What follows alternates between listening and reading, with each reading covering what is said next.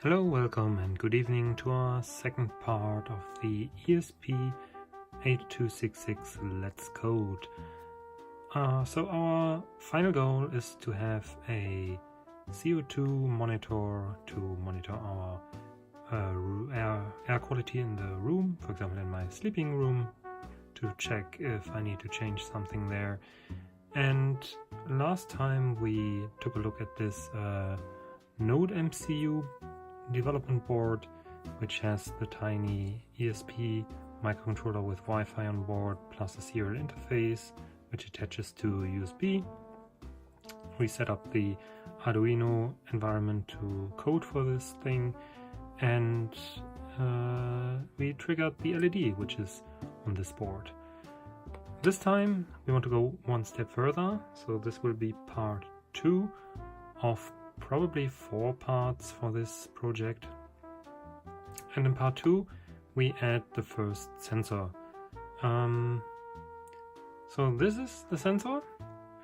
It will say on the back here CCS811, and the IC that's on here, it's this tiny chip with the 2 holes in here, is a I think it's called CCS811, and the CCS811 is a very common tiny little chip that can measure CO2 and so-called TVOC, total volatile organic compounds. I wasn't actually interested in the latter, but it's very nice because it measures air quality. Volatile organic compounds are organic chemicals that you have everywhere, like for example formaldehyde, benzene and methylene and stuff like that. I'll put a link to the Wikipedia page in the description. So the less you have of that in your air, the better, of course, for your body. So this chip can measure that. It will need some other sensor to be actually sort of calibrated and useful, but for now we will use this in the beginning to see if we can actually use it. And you can already see this is a little breakout board. I soldered the header already on there, and that thing has a few pins. So there's a VCC pin for power. It takes 3.3 volts. Then you have ground, you have SCL and SDA, which is basically the I2C interface, and you have a wake up pin, and int, I forgot, maybe interrupt, I don't know. RST is reset, and add, I also don't know. We will only need the VCC, the ground, the SCL and the SDA, and the wake up pin. Those 5 we will need. And if we take a look at the NodeMCU board, the NodeMCU will wire I2C to pins D1 and D2, and so we will have the example program that comes with the library for this chip wire the wake up to D3, so we have all 3 pins next to each other, and we have also a 3 volt and a ground pin here, which will nicely connect to the VCC and ground over there. So what else do you need? For quick setup you need a small, at least a small breadboard. These breadboards are actually so small that the NodeMCU will fill them in its entirety, but lucky us, we don't need this side of the board, so we can get away by just plugging in 1/2 here. And we'll do it like this. If you take a closer look, these are the 3 pins that go to D1, D2 and D3. So this is the SCL, SDA and the wake up pin. The 3 volt will go up here and the ground will go up here. So this is the mapping that we need to attach all the relevant parts of the breakout board. So 3 volt goes to VCC, ground goes to ground, D1 goes to SCL, D2 goes to SDA, and D3 goes to wake up. And that's already it. The only thing that you now need is to power this thing up, and it will blink once or twice up here, and it will already start working and booting up whatever was on there last time. We will now have a look at the Arduino IDE and the example program that comes with the library, and I'll also show you where to download the library from. And other than that, you can't see anything here. All the magic is now already happening inside of the chip and the ESP. Okay, let's have a look. Alright, so here's again the Wikipedia page about volatile organic compounds. You can have a look. There's a lot of information on that. And yeah, it also speaks about indoor air quality measurements and health risks and stuff like that. So you definitely want to keep your house mostly clean of that stuff. And the less you have in the air, the better it is probably for your health. So that's also very nice to see that. And also the CO2 values should be in the least concentration that is possible, more or less.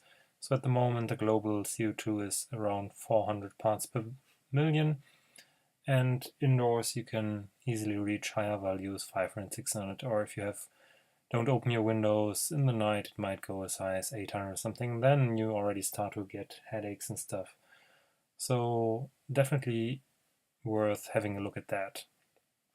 All right, so this is actually the library that I'm using by a user called Martin Pennings.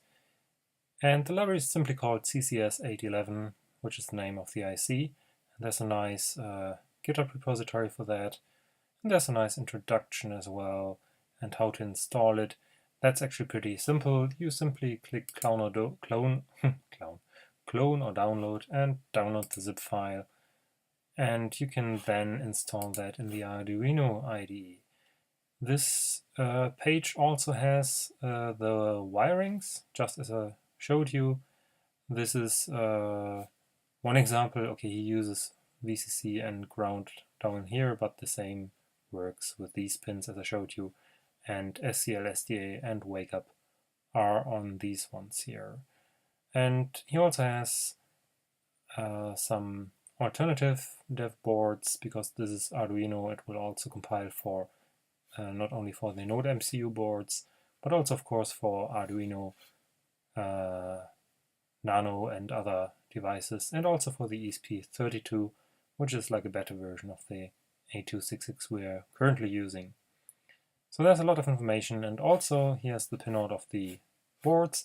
This is the one that we are using. It is the cheapest that you can get.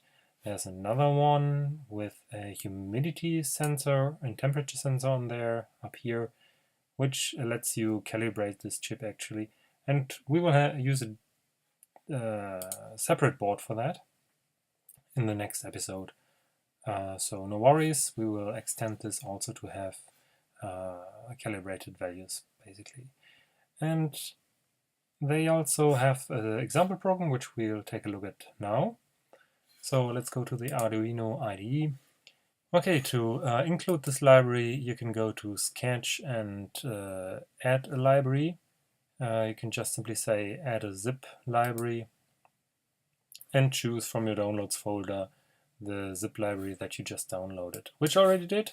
So I can simply say please use the library, and it will be listed down here as the CCS811 library, and all this will do more or less will add this to the final binary and also put the include here. So let's have a look at the source code itself. First of all, the example program includes the wire header, which lets you use I2C. This is standard Arduino library, nothing to see here basically.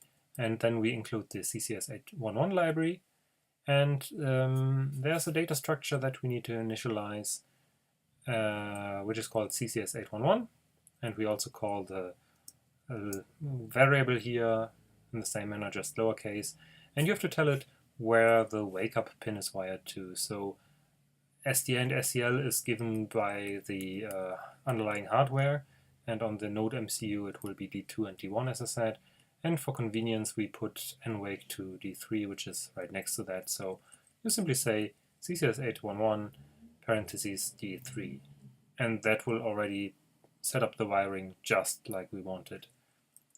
And last time we learned that there's a setup function in all the Arduino sketches, and in the setup function we will start to output some debug stuff. So this is all not my code, this is all from the example. And what you can do is to output to the serial port, because we don't have any screen and we don't have any Wi-Fi yet, so we can't render to a web page. So we open the serial port with the same speed that we're using for programming the device, and then we can just start printing stuff. We tell that we are using this version of the library, and also we will now enable the I2C, which is done by the function wire.begin, and from then on we can use I2C devices. And there seems to be a little glitch with the ESP, that we need to set the I2C delay to probably 50 milliseconds or something, I don't know, or microseconds, because the ESP doesn't seem to handle I2C on the hardware level correctly. You can take this all from the example. I didn't change anything here and it works fine. After that you can start the processing of the CCS811 sensor just by using the begin method. So you can check the source code of the library for all the functions that are available. Just go to the header file on GitHub, and then you can scroll down and there will be some defines, but the interesting part is the actual class, and it will have quite a few of things, quite a few functions here. For example, the begin functions, reset the CCS811 switch to app mode, and check hardware ID, return faults and problems. So this is basically the documentation for all this. And we also see that there is a start function, and yeah, looks good. There should be different modes that we can switch to here: idle mode, 1 second mode, 10 second mode, 60 second mode. That's probably how often this will be polled or sampled. Very nice. And let's continue walking through the code. So after the begin function that we just learned, we return if this was successful or not. Hopefully the device was detected and everything is okay. And if everything was okay, we will print, or in any case, we'll try to print the hardware version, the bootloader version, and the application version. Furthermore, we can then call the start function, which will start sampling, and this will take a sample every second. And again, there might be an error due to I2C problems or problems with the IC. Then it will say, "Ah, failed." In the run loop then, what do we do? In the run loop, we will have a couple of local variables, and we will read from the device, which should be documented here as well. Let's see, here's the read function. Get measurement results from CCS811.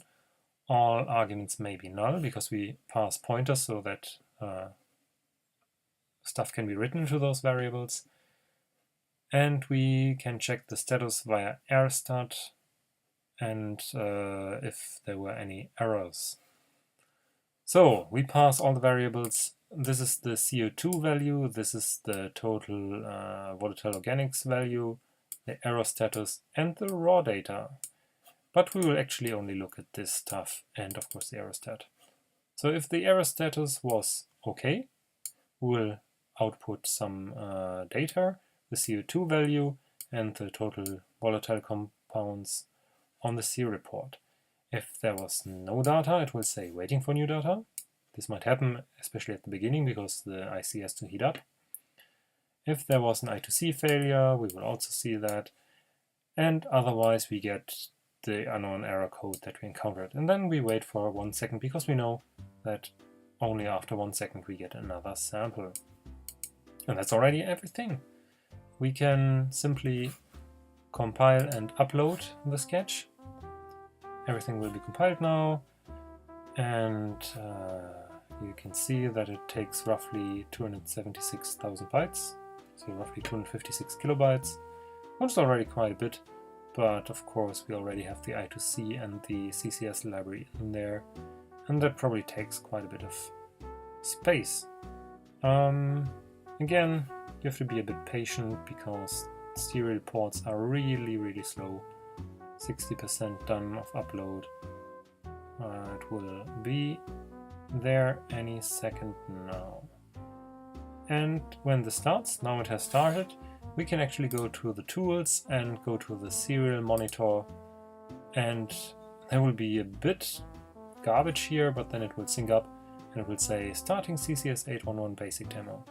And we see the lib version 10, hardware version 12, bootloader and application is here, and then it says waiting for new data, that's the heat up phase, and then it will start outputting stuff. First some garbage values, 0, 0, etc., and then some useful values. So right now we're here at 407 ppm, and the volatile components are pretty low, and I will now breathe a bit on the IC from far away. And you will immediately see that the CO2 skyrockets from my breath, basically, and it will slowly go down to 400 something again. And also the volatile components will measure something. So it seems I'm pretty toxic. Hopefully not too toxic anyway. Okay, so it's now around 415 ppm.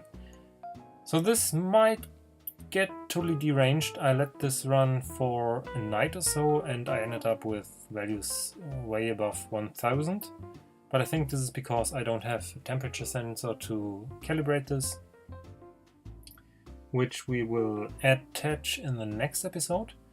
And also this device needs to run for several hours at the very least to actually sort of burn in and return useful values. But this is for all these ICs for measuring CO2 and stuff. But as you can see, it's pretty simple to set up the I2C bus and print something on the serial port and then to query this. Because there's so many very nice libraries for all the popular ICs. And yeah, we already have the first step. So next step will be to attach the second sensor, which does humidity and temperature, to wire this into this library for calibration purposes.